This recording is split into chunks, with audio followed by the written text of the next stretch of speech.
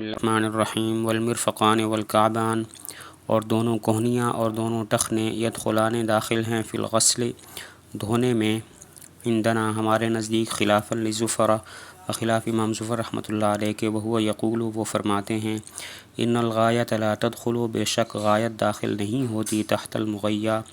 مغیا کے تحت، کاللیل فی باب الصوم جیسا کہ رات باب صوم میں، ولنا اور ہماری دلیل یہ ہے، ان هذه الغایۃ کہ یہ غایت لاسقاط ما ورائها اس چیز کو ساقط کرنے کے لیے ہے جو اس کے ما سوا ہے، اس کے ماورا ہے، اذ لولاها اس لیے کہ اگر وہ غایت نہ ہوتی، لاستوعبت الوظیفۃ تو گھیر لیتا دھونے والا عمل الکل تمام عضو کو، وفی باب الصوم اور باب صوم میں، لمد الحکم الیہا یہ غایت حکم کو رات تک کھینچنے کے لیے ہے، اذ الاسم اس لیے کہ روزے کا نام یطلق علی الامساک ساعتاً بولا جاتا ہے ایک گھڑی رکنے پر، والکعب هو العظم الناتی اور کعب وہ ابھری ہوئی ہڈی ہے، والصحیح یہی صحیح قول ہے، ومنہ الکاعب اور اسی سے مشتق ہے کاعب، والمرفقان والکعبان اس میں اختلاف ہے کہ وضو میں کوہنیوں کو دھونا اور ٹخنوں کو دھونا کیا یہ فرض ہے یا نہیں ہے، تو ہم کہتے ہیں ان کو دھونا فرض ہے، یہ وضو کے فرائض میں داخل ہیں، جبکہ امام صفر رحمۃ اللہ علیہ فرماتے ہیں کوہنیوں کو اور ٹخنوں کو دھونا فرض نہیں ہے۔ ان کی دلیل غایت مغیہ کے تحت داخل نہیں ہوتی، تو یہ جو آیت ہے الی الکعبین اور الی المرافق یہ غایت ہیں اور غایت مغیہ کے تحت داخل نہیں ہوتی، لہذا یہ جو مرفقان اور کعبان ہیں ٹخنے یہ بھی دھونے کے فرض کے تحت داخل نہیں ہوں گے۔ وہ اسے قیاس کرتے ہیں روزے پر کہ ارشاد ہے ثم اتموا الصیام الی اللیل، اس میں الی اللیل غایت ہے جو روزے کے حکم میں فرض میں داخل نہیں ہے، روزہ رات جو ہے وہ روزے کے فرض میں داخل نہیں ہے، رات کے داخل ہونے سے پہلے روزے کا افطار ضروری ہوتا ہے، تو جس طرح رات روزے میں داخل نہیں ہے، اسی طرح یہ جو مرفقان ہیں اور کعبان ہیں یہ دھونے کے فرض کے تحت داخل نہیں ہوں گے۔ ولنا اور ہماری دلیل یہ ہے کہ غایت کی دو قسمیں ہیں، غایت اسقاط اور غایت امتداد۔ غایت اسقاط یہ ہے کہ جو حکم کو ساقط کرنے کے لیے ہو، اور غایت امتداد کہتے ہیں جو حکم کو لمبا کرنے کے لیے ہو۔ یہاں پر جو غایت ہے الی المرافق اور الی الکعبین والی، یہ غایت اسقاط ہے، یعنی ماورا سے ساقط کرنے کے لیے ہے، کیونکہ اگر الی المرافق کو ذکر نہ کیا جاتا اور الی الکعبین کو ذکر نہ کیا جاتا تو دھونے کا عمل تمام کو شامل ہو جاتا اور تمام کو گھیر لیتا، تمام ہاتھ کا دھونا بغل تک فرض ہوتا اور پیروں کا دھونا منتہائے ران تک یہ فرض ہوتا، تو اس کو ذکر کیا گیا تاکہ ماورا کے حکم کو ساقط کر دیا جائے۔ اور غایت امتداد کی مثال جو ہے وہ ثم اتموا الصیام الی اللیل ہے، اس میں جو الی اللیل والی غایت ہے یہ حکم کو لمبا کرنے کے لیے ہے کہ روزے کو رات تک لمبا کرو، کیونکہ روزے کا تو نام روزے کا اطلاق اس بات پر بھی ہوتا ہے کہ ایک گھڑی کے لیے انسان کھانے پینے اور جماع سے رک جائے،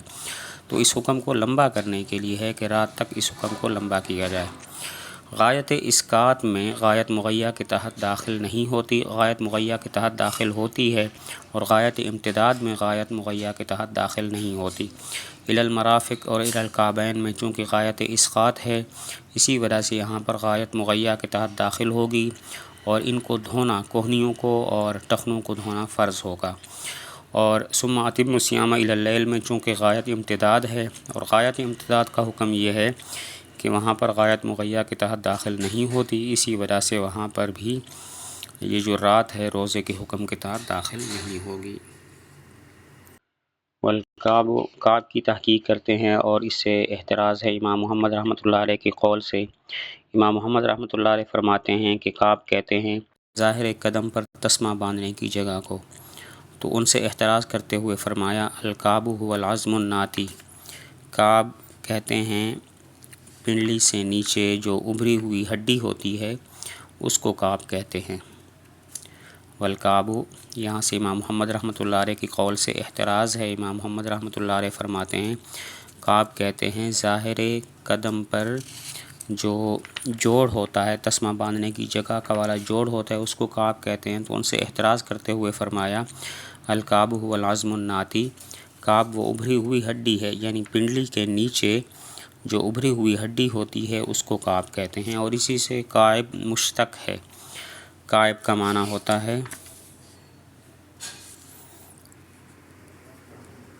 کعب کی جمع کواعب آتی ہے، اور اس کا معنی ہوتا ہے وہ نوجوان لڑکیاں جن کی چھاتیاں ابھری ہوئی ہوں۔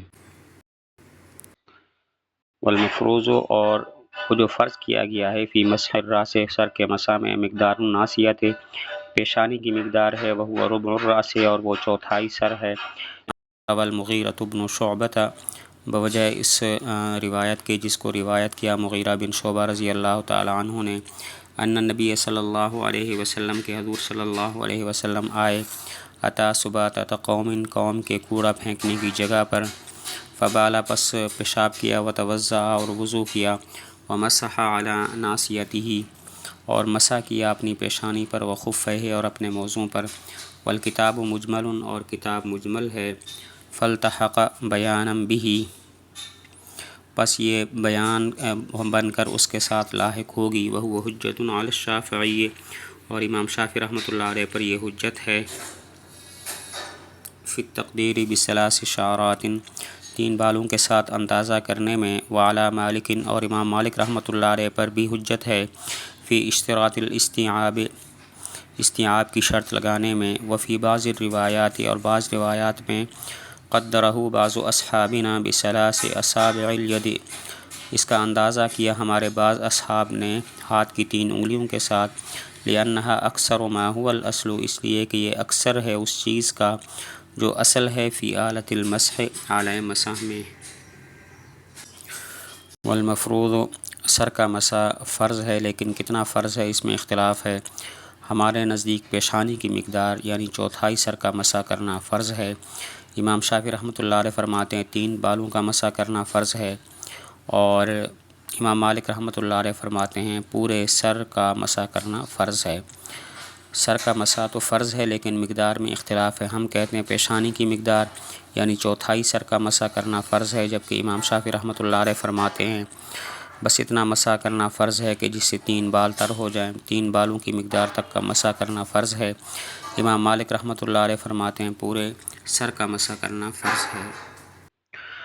احناف کی دلیل حضرت مغیرہ بن شعبہ رضی اللہ تعالی عنہ کی روایت ہے، وہ فرماتے ہیں کہ حضور صلی اللہ علیہ وسلم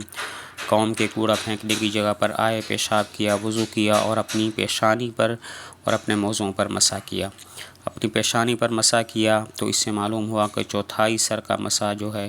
وہ فرض ہے۔ کتاب وامسحوا برؤوسکم یہ مجمل ہے، تو یہ حدیث اس کا بیان ہو جائے گی اور چوتھائی سر کا مسح کرنا فرض ہوگا۔ احناف کی دلیل یہ ہے کہ مغیرہ بن شعبہ رضی اللہ تعالیٰ عنہ فرماتے ہیں کہ حضور صلی اللہ علیہ وسلم ایک قوم کے کوڑا پھینکنے کی جگہ پر آئے، پیشاب کیا، وضو کیا اور اپنی پیشانی اور اپنے موزوں پر مسح کیا۔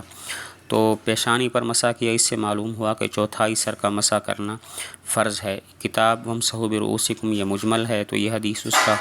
بیان بن جائے گی۔ تو اب اس سے امام شافعی رحمۃ اللہ علیہ کے خلاف بھی حجت قائم ہو گئی، جو فرماتے ہیں کہ 3 بالوں کا مسح کرنا فرض ہے، اور امام مالک رحمۃ اللہ علیہ کے خلاف بھی یہ حجت ہے جو فرماتے ہیں کہ پورے سر کا مسح کرنا فرض ہے۔